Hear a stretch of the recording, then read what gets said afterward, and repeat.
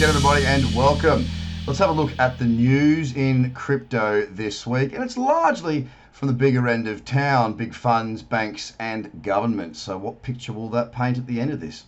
Let's go and have a look first by jumping in and having a look at what's going on over in France. Now, France declares war on crypto and anonymity, cites terrorism and KYC mandate. Now, it seems like the French are now finally having to come to the table with know your client rules and regulations. Of course, they have linked this back to funds going into terrorism directly.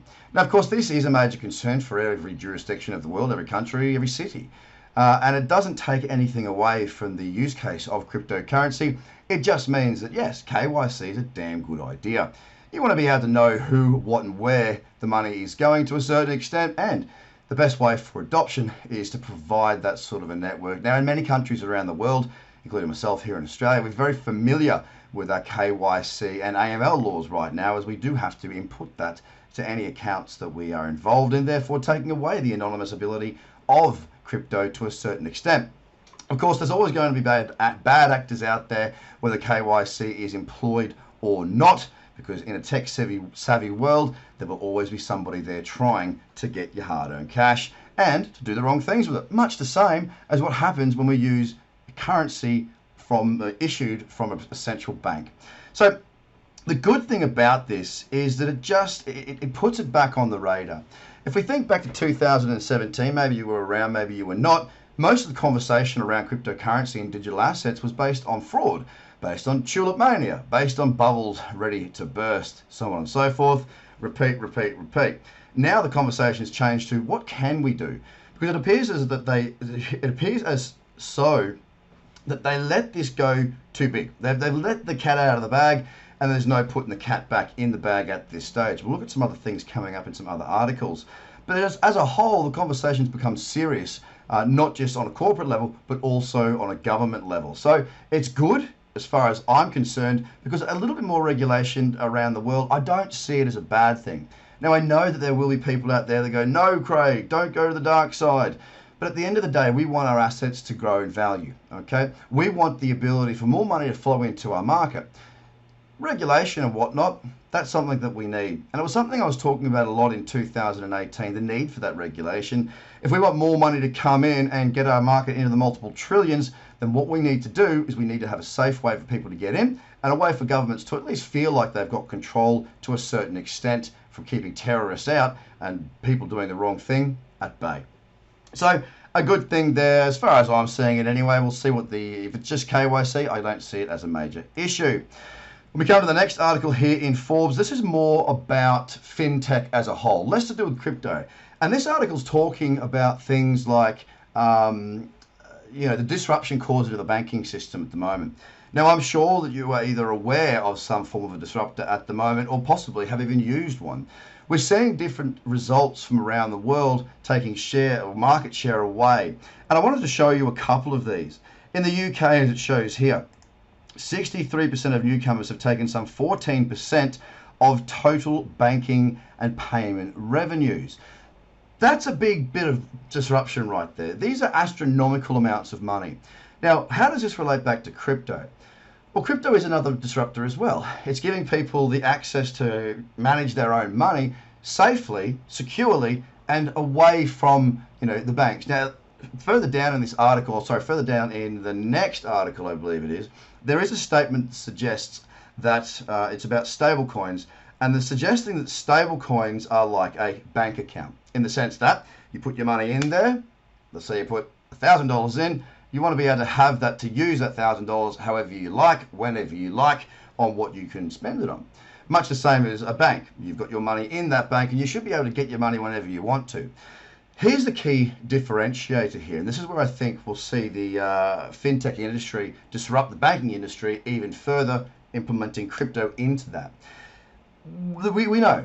If you've got it doesn't even need to be a large amount of money. If I go to my bank and ask for $100,000 in cash, chances are it's not going to come to me like that. There's a lot of questions, there's a lot of filling out of forms, there's a lot of back and forth, and they may not just have the amount of money to give me to keep their float the way it should be.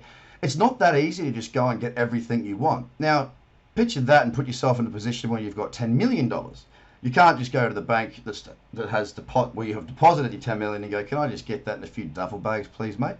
It's unlikely to happen. So with something like a stable coin, it's much easier for us to be able to withdraw that all at once, instantly. It's a much more it's a very viable option if you're trying to move money across borders, especially. We're in a global world right now where we do travel, albeit not this year, okay? But we have more access to go further, to be more involved in this global economy, this world that we live in, than we did, say, even 100 years ago. Even 50 years ago, things have changed dramatically. But with that, the banking system has not really changed too far from what it was back then when it comes to deposits. Now, coming back to the Forbes article here and tying it all together, you can see here in the US, only 3.5% has been snaffled away from the biggest players in the banking sector. A little bit of disruption. It's not as big as, of course, the UK. Across Europe, we're seeing varying different numbers here, with the UK obviously leading the way there, but it is changing in there as well.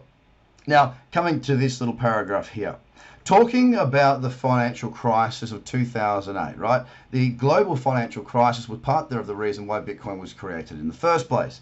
From there, we have seen these challenger banks really rise as trust or distrust has also increased within the banking sector.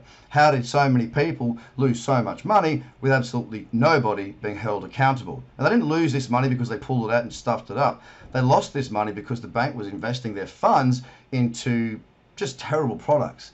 And these are the people that we trust that get paid an awful lot of money to effectively look after and invest our funds.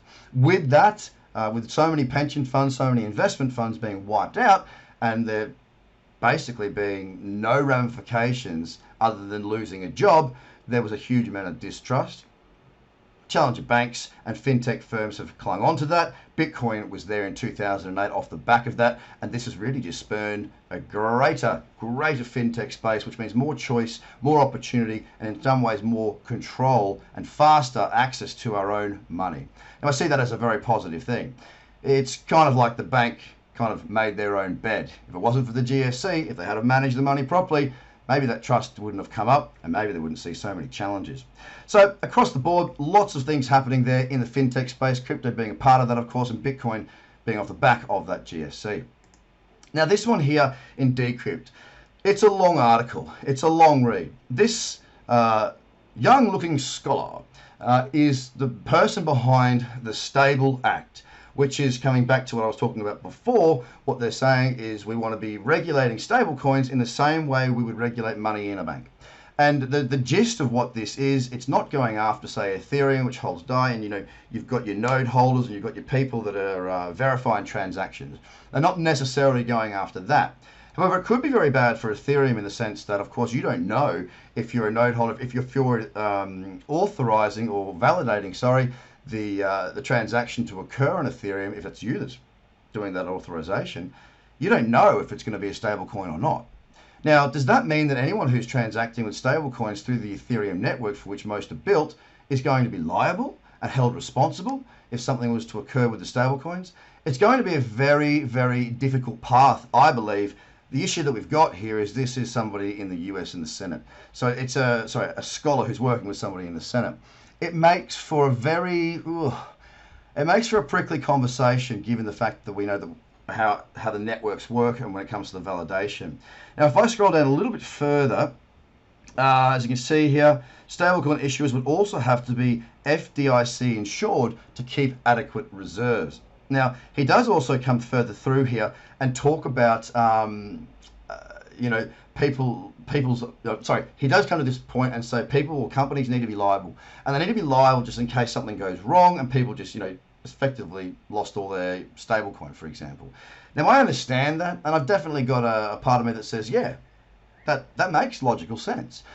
But it's how they do that that's going to be the hard part. Are they going to say that everybody who's on the Ethereum network is going to suffer, therefore Ethereum's going to suffer because they've got to be all these different regulations and they've got to write new things to make sure it's all manageable and FDIC compliant? That could be a really, really big issue for the Ethereum network. As you can see here, well, the bill doesn't criminalize smart contracts, he wrote. Instead, it makes it illegal to run the software, the Ethereum network, that might process smart contracts for stablecoins such as DAI. By targeting stablecoins, this bill would have the effect of also destroying the larger Ethereum network and any other smart contract enabled public blockchain as necessary collateral damage.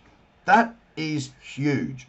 Now, if this starts to carry momentum, as a person that's involved with Ethereum and trades it and is operating within it, that does bring up some certain fears.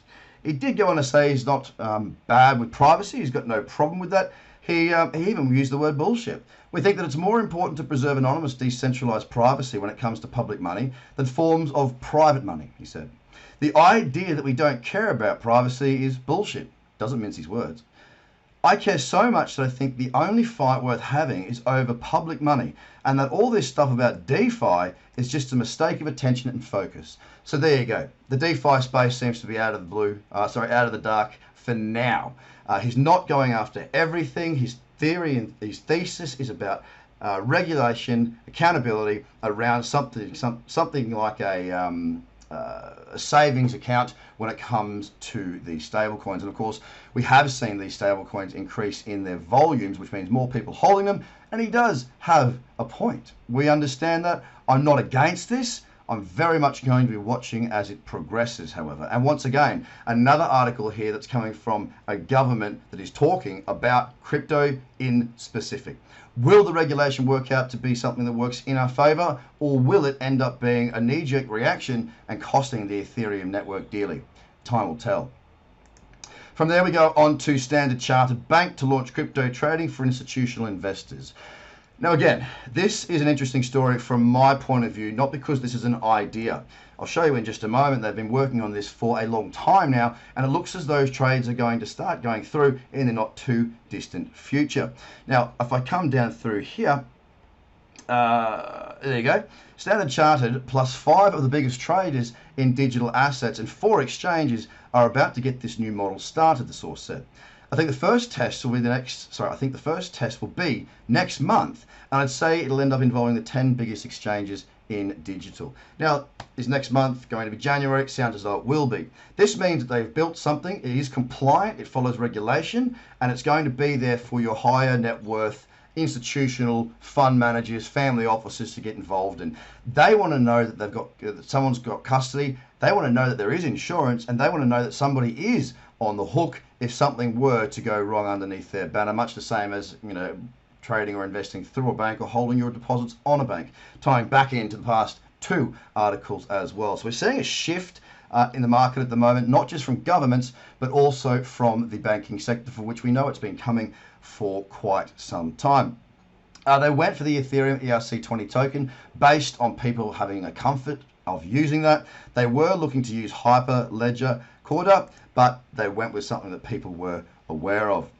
This is what they say as well. We're building our own token of fiat collateral and hoping that will become the equivalent of Tether. So they're granting that Tether's done well.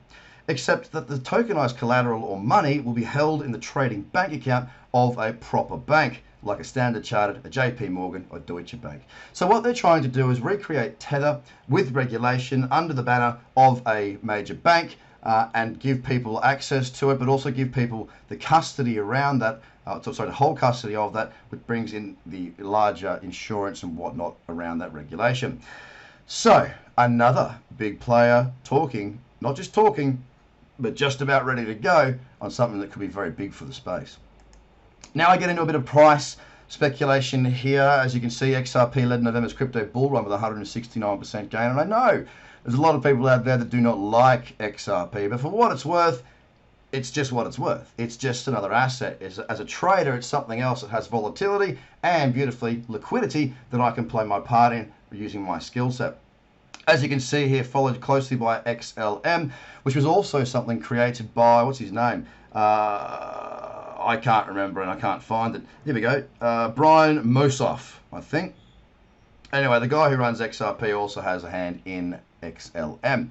So again, it's just snuck up, and some of the theories that they've put in here is that a lot of people, the theory presented by this article is that many people that are re-entering into the space, given the second and third and fourth quarter of the year, the second half of the year, saw obviously our market expand and grow quite exponentially. We saw Bitcoin grow and push towards all-time highs. We saw the market grow quite well. And that brought it back into the press. As the press comes back in, so too do more investors. We've had Square, we've had MicroStrategy, we've had all sorts that have been, waxing lyrical about the benefits of Bitcoin and why they're getting involved in it from a treasury standpoint and an investment standpoint as well. Now that obviously spurns more people to be coming into the market. And with that, many still don't know that you don't need to buy a full Bitcoin. You can buy a fraction of a Bitcoin. And this is where the education needs to come in a little bit more. They're seeing XRP at 62 or 64 or 61 or whatever it is cents as something more viable because of the price level that it's at. Now, is that flawed thinking? Well, it's definitely flawed thinking if they don't know that they can go out there and buy themselves a fraction of a Bitcoin. But it is potentially something that has spurned the growth of XRP, along with the talk of Spark, I think it's called, the airdrop that was coming up. To wrap up the news this week, I want to talk about Steve Wozniak, one of the creators of Apple, of course, one of the greatest entrepreneurs in the world and a tech-savvy man indeed. Well, he's released his token and it's reached 950 million in 13 minutes. Now, huge, because it came out at $80 million as a valuation, and now it's at 950. What's interesting here is what he's actually looking to do. The company's goal is to use blockchain to improve the way we use energy and lower energy consumption without changing our habits. That's a very big undertaking, absolutely a massive undertaking. Lucky they've got somebody like Steve Wozniak who has undertaken similar challenges in the past with the personal computer. If anyone can do it, it's somebody like Steve Wozniak. Now, it's been listed on the, not on the NASDAQ, Apple's on the NASDAQ. It's been listed in Malta with Mr. Wozniak suggesting that for over a decade, he's been trying to find a way into that market. And I quote, "It has been on my mind for decades, like no other place in the world." It will be interesting to see how the rubber hits the road as they do try and bring in that energy consumption minimization structured plan to allow us to not change our lives, but to be more energy efficient. Of course, that's a big thumbs up from me. It involves crypto, positivity, the best entrepreneur in the world, and a reduced footprint when it comes to our greenhouse emissions. So to Steve Wozniak, I say, go get it, mate, and good luck. Guys, these are the important items of the news this week that I have put my mind across. Again, largely positive. Of course, I could dig out negative things as well, but these are the items of news that I see as having much more traction and ability to create more attention and more interest in our market. If you want to learn more about how to trade and trading the markets, especially crypto, you want to go across to tradercobb.com and get onto our free course for a limited time only. Get in, get it done, and have a great day. That's this week's news. Bye for now. The Trader Cobb Crypto Show, talking business in blockchain.